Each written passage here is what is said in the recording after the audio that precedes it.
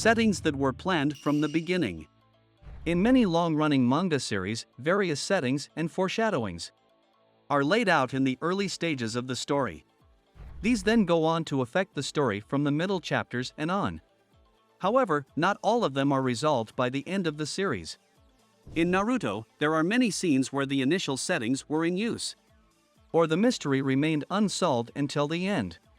In this video, we will introduce the settings and foreshadowings that appeared in the early stages and made sense by the end. The other symbol. When you think of the symbol of the Hidden Leaf Village, you might come up with the symbol on the forehead protector. However, did you know that there is another symbol? This symbol is drawn on the back of the vest that only Chunin and higher-ranked ninjas are allowed to wear. And it is the symbol of the Hidden Whirlpool Village. Why is this symbol used in the Hidden Leaf Village? It's because the Senju clan and the Uzumaki clan were distant relatives and kept a good relationship for a long time. In fact, the symbol of the Hidden Whirlpool Village has been around since the first chapter. At the time, many people probably thought it was just a piece of the Hidden Leaf Village symbol. Or, perhaps they thought it was a Narutomaki-like whirlpool pattern based on the name Naruto. This whirlpool symbol setting was revealed in Volume 53, Chapter 500. As mentioned earlier, the symbol is clearly on the clothes that Naruto wore since his genin days. This may imply that the Uzumaki clan setting was considered from the beginning.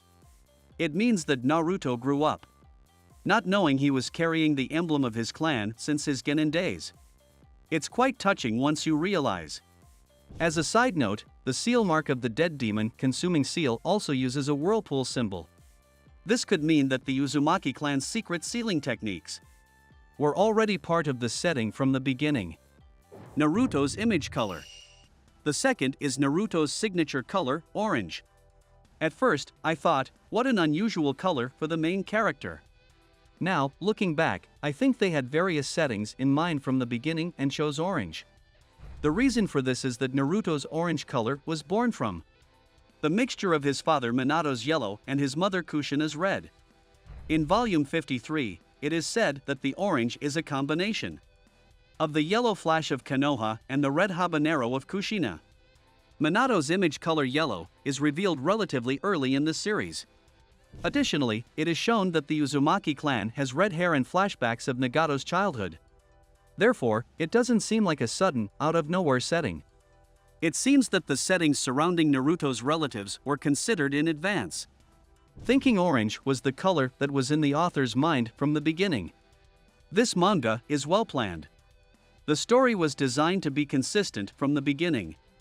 So I feel that the structure was quite impressive. Failed reincarnation jutsu. During the Konoha Crush arc, Orochimaru uses the reincarnation jutsu when fighting against the third Hokage, Hiruzen. I believe many readers remember the scene where he revived the first and second Hokage. There is a scene where it seems like Hiruzen stopped the third reincarnation jutsu. Later, it was revealed that the jutsu wasn't stopped, but was rather failed. When I was reading the Konoha Crush arc, I thought it was stopped by just shooting a shuriken to the coffin. The jutsu may have been stopped due to the hand seal after the shuriken shadow clone. However, the ninja Orochimaru was trying to summon then was the fourth Hokage, Minato. In the manga, the coffin does not appear, but in the anime, a coffin with the number 4 written on it appears. Thus, it is almost certain that it was Minato.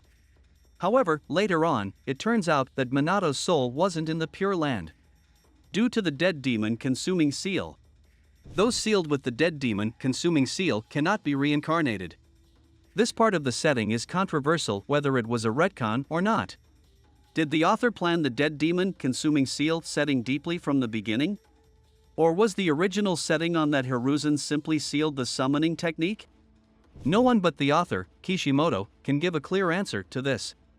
However, the dead demon consuming seal was a technique introduced early in the story, and it has played a significant role in the world of Naruto until the very end. Therefore, there is a possibility that various settings were carefully planned from the beginning, which makes us think about it now. Although this isn't relevant, the way the third Hokage used the dead demon consuming seal was a pure genius. Who would have thought that he could use a shadow clone to do the seal? Team 7's three-way deadlock. In Naruto, Naruto can summon toads, Sasuke can summon snakes, and Sakura can summon slugs. This is the same as the legendary three ninjas summoning animals. I thought this setting might have been added later on. However, it turns out that this setting was already present on the cover of the 4th chapter in the 1st volume. So, they might have planned to set these animals as their summons from the beginning. It can also be seen as creating the original Sannin, Jiraiya, and Orochimaru to mentor the three of them afterwards.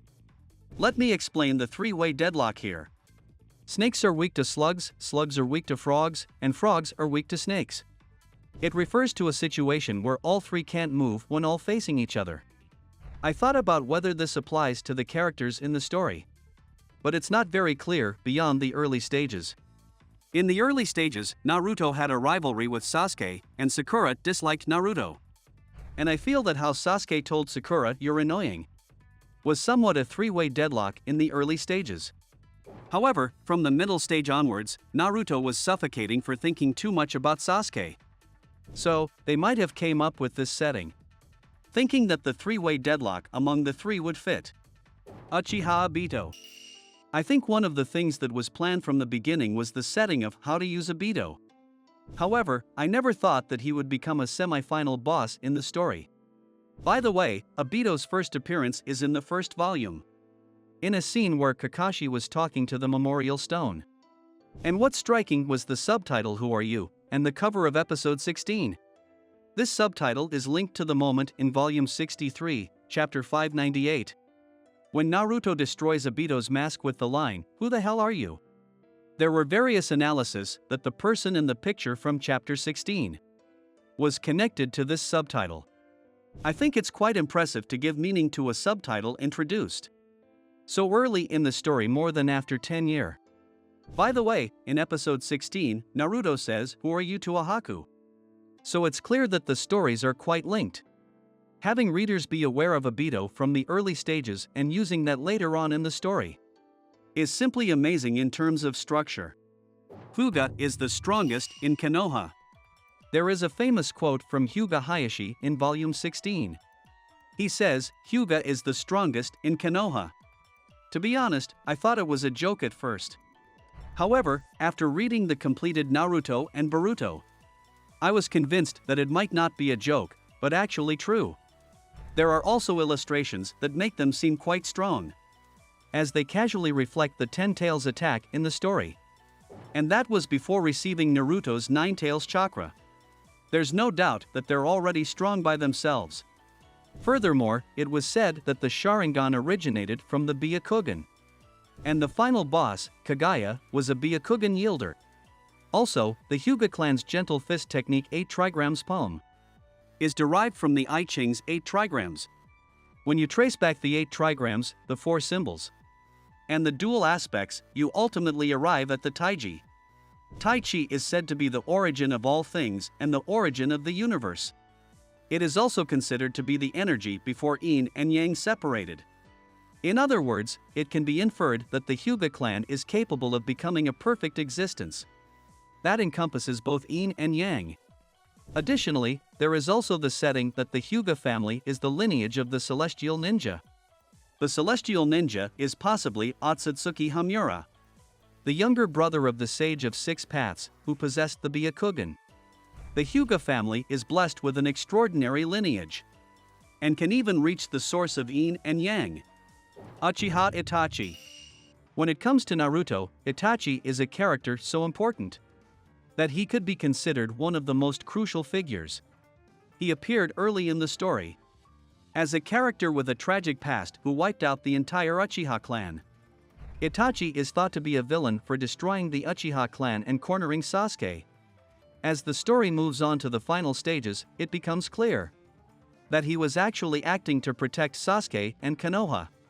It is revealed that he is a gentle character who killed his own heart to protect everyone. Before this truth was revealed, there were a few hints and descriptions that seemed to foreshadow it.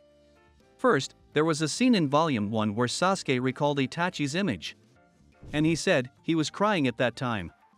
It makes sense if you realize he did it in order to protect Sasuke.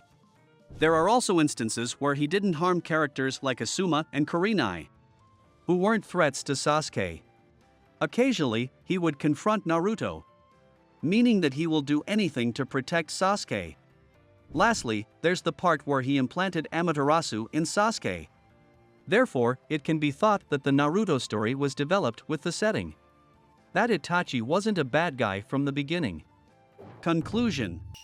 In this video, we introduced 7 settings and foreshadowings that appeared early in Naruto and made sense by the end. When rereading the story, you will find many instances where confusing parts in the beginning make sense in the end. Even if the settings were added, I feel that Kishimoto-sensei is very skilled at incorporating them into the story. That's it for today's video. On this channel, we explain and analyze Naruto and Boruto. Make sure to subscribe to the channel. Thanks for watching.